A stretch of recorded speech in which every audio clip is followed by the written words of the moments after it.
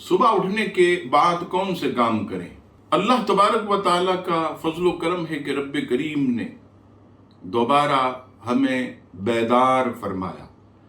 بیدار ہونے کی دعا یعنی سو کر اٹھ کر یہ دعا پڑھیں، الحمدللہ الذی احیانا بعد ما اماتنا والیہ النشور۔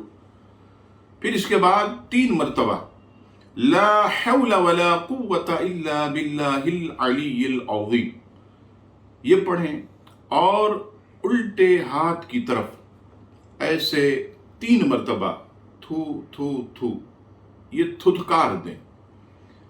اس سے متعلق نبی پاک صلی اللہ تعالی علیہ وسلم نے ارشاد فرمایا کہ اگر کوئی شخص صبح اٹھ کر 3 مرتبہ لا حول ولا قوت الا باللہ العلی العظیم پڑھ کر بائیں طرف تھتکار دے تو اگر اس نے کوئی برا خواب دیکھا تو رب کریم اس کے برے اثر سے اسے محفوظ رکھے گا۔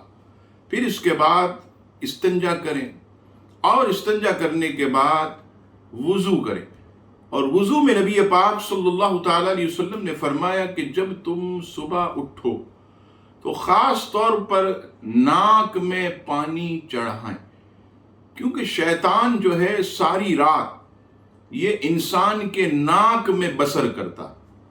اگر ہم اچھی طرح ناک میں پانی چڑھا کر اسے نکالیں گے تو شیطان کا جو اثر ہے وہ ہمارے جسم سے جو ہے وہ زائل ہو جائے گا، اور یوں انشاءاللہ تبارک و تعالی ہمارے بدن میں چستی جو ہے وہ پیدا ہوگی۔